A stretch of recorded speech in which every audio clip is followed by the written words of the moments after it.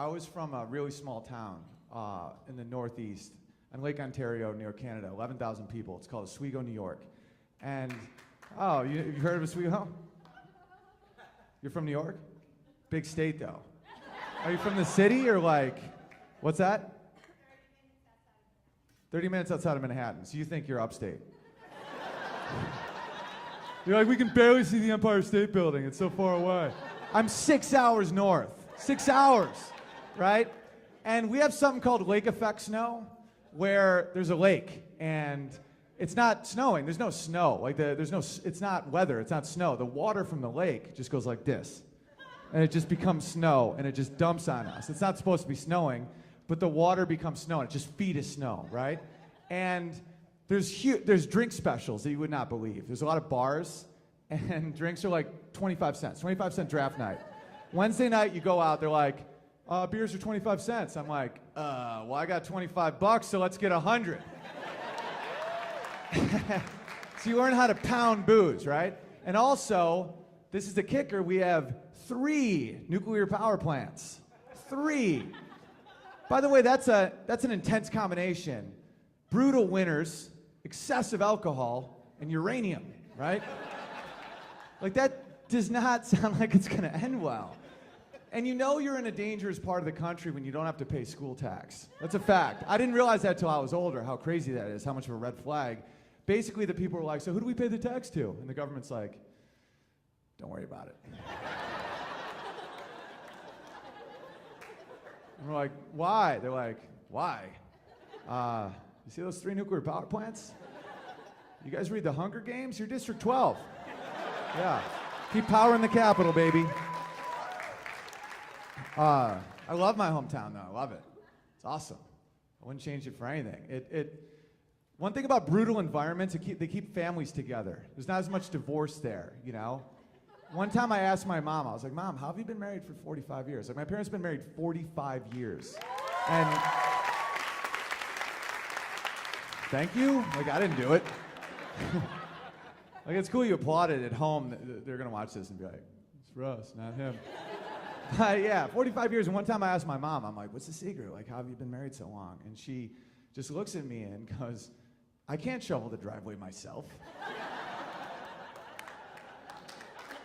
And she wasn't joking, like she was dead serious. And my dad's like, yeah, she needs me, we're happy, it's good, we're good. You learn how to take a joke in small towns, that's another thing, because especially dudes make fun of each other, and that's how you show love, friendship. You attack somebody and then you feel good about it, you know? And first day of kindergarten, I go into kindergarten, my mom made my clothes, she made my pants, and they were corduroys. And they said hi on one pocket and bye on the other. I swear to God, they're my high-bye pants. And she is such a nice person that she's like, to make a friend, look at one pocket and say hi, and then look at the other pocket and say bye when you're ready to go. And I was really chubby, I had a big fat ass, so the pants were really tight. I was wearing tight corduroys, like with this big fat ass, and I go in with my high-bye pants, and a kid peed on me. No, don't feel bad about it. It was cool. I'm still friends with that dude. Because that's what you do. They call me names for it. They'd be like, hey, it's Corduroy Boy. It's Corduroy Boy. And I'm like, oh, yeah, I'm Corduroy Boy. And then I realized that that's what people do. They make fun of anything that makes you different, right? Like, oh, this is a dude with the long pinky. Hey, pinky guy.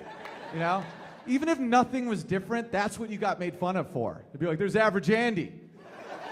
Look at Blandy, huh? Blandy Borhall. Look at that guy, he's so average. And Blandy would be like, how'd you see me? I thought I'd fit in. I'm still friends with those dudes. I came out here with some of those guys. And I realized something when I moved to Los Angeles is it's not like that everywhere. Like, I came to Los Angeles and I had a hard time making friends at first. I never met a hipster, you know? I didn't know how to talk hipster. I didn't even understand what they were. You know, I meet this hipster, and they confused me. And then I realized what hipsters are. They're like indoor cats, you know. And I'm not saying that to be mean. I'm not saying that to be mean. It's just a fact. They have like their claws are clipped, and you know they just look at you like they're indoor cats. They're gentle, you know?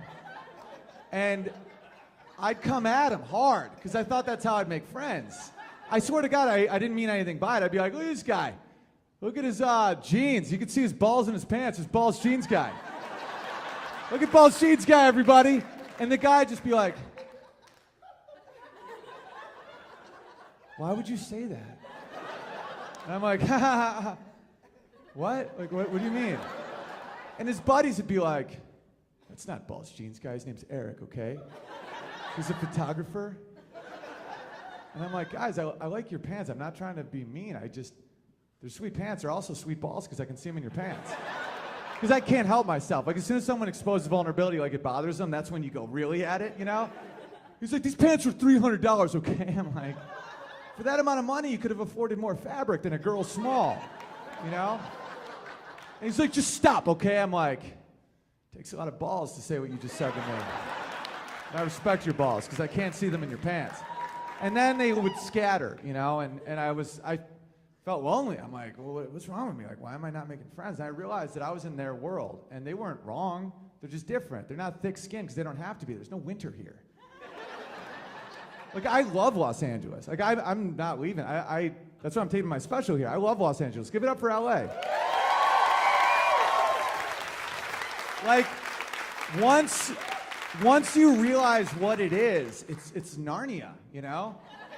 Like, they're not thick-skinned because they don't have to be. There's a Whole Foods every 3 blocks. It's just avocados and threesomes. It's like, because most of the country, life is endurance. You endure life. Here, it's to be enjoyed, you know? These are men of leisure. They have Instagram accounts, and, you know, they wear tight jeans. And I'm like, this is awesome. I'm in. And then I realized that I like it that better than, like, I'll go home and people be like, hey, corduroy boy. I'm like, bro, we're 30, man. Come on. And then I realized that dickheads exist for one reason, because nothing happens to them. You can just be a dickhead and go on with your day. I think there should be laws in place where there's no more dickheads. If you hold the door for someone and they don't say thank you, you should be allowed to flick them in the throat. There should be consequences, right?